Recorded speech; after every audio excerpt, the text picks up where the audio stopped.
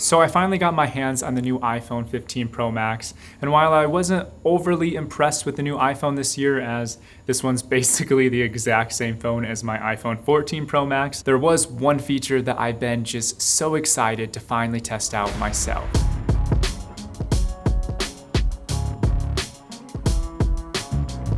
Shooting on log on an iPhone has been a dream of mine for quite some time now. I've shot on other phones in the past that have had log, and the results were incredible. Since then, I've always been so curious to know what it would be like on the iPhone. iPhones have had incredible footage for a while now, and as good as they look, it still just looks like iPhone footage, which isn't a bad thing. The footage looks great, but it's just so obvious that it's filmed on a phone. For certain projects, I don't want to just throw in random iPhone clips. I want all the footage to kind of blend together. So by shooting on log, I'm able to color correct my footage with the same LUTs that I'm using on the rest of my video to help keep everything consistent. There's also plenty of times where I just want to capture some cinematic B-roll. Maybe it's a long hike where I only need a clip or two and I don't even know if I really need the footage. I can easily get by with just bringing my phone instead of my whole camera bag. It's also much more discreet in public. I find myself filming a lot in airports and other public places. And while it's not the biggest deal in the world, when you whip out a camera, everyone seems to stop and stare at you. Plus, with my little Peak Design phone case tripod, it makes filming out in the go so much easier and efficient. I can just set this thing up anywhere in little tight places and capture footage without setting up a tripod or having my camera and mic everywhere. It's just so much more low profile and easy to use while you're running and gunning. By the way, this isn't sponsored. I just absolutely love this thing and use it all the time. However, this video is sponsored by me, well, my online course.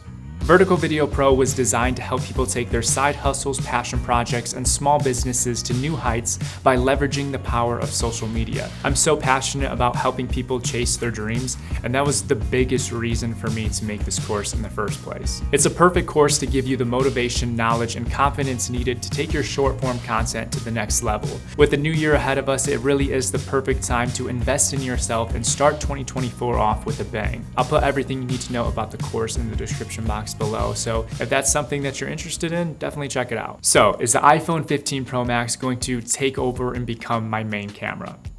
Absolutely not. Listen, if this is the only camera you have, then you have more than enough. The footage you can get with this phone is literally better than the footage that I got with my first professional camera. With that said, it still doesn't compete with all the features on my main cameras. I say main cameras because I shoot 90% of my photography on a Canon R5 and 90% of my videos on a Canon C70. But on that note, it's still crazy to see just how far phones have come, so I thought it'd be fun to put the iPhone 15 Pro Max up against a $30,000 cinema camera and just review the footage to see how similar they look. We did this last year with the iPhone 14 Pro Max on cinematic mode, so I'm really curious to see how much better log is going to look from cinematic mode. Because honestly, I really haven't used cinematic mode since then. It just hasn't been a feature that I've really enjoyed using. So I'm really curious to see how log footage looks, because that is a feature that I see myself using all the time. In fact, I've only had this phone for like a week now and I've already shot so much log footage on it. So yeah, let's go ahead and head out and see what this phone can do.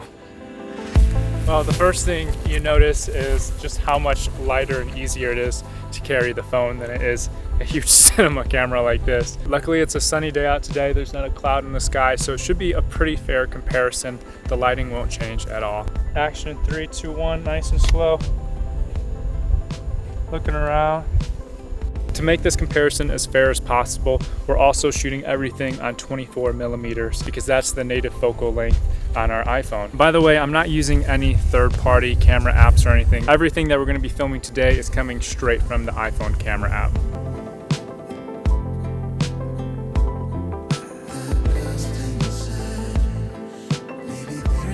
So one benefit with the iPhone 15 Pro Max though is that it has in-camera stabilization, so I can bump around a lot more and have that footage look so smooth. I actually personally like the handheld feel of cameras when it's more jerky and jittery, but a lot of people just want smooth footage. 3, 2, 1, recording.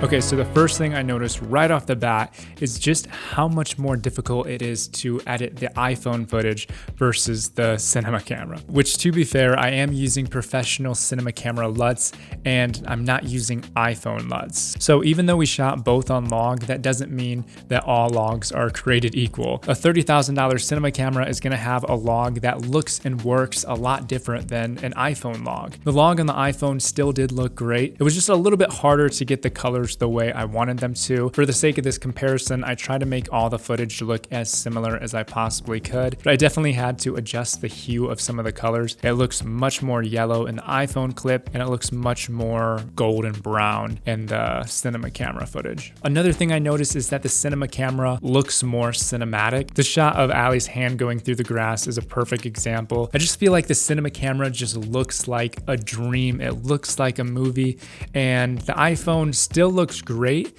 but it has a much more sharp, contrasty look. I prefer my footage to look soft and nostalgic and cinematic. On the flip side though, as I suspected, the iPhone stabilization is so much better than the cinema cameras. Just look at these shots running through the field.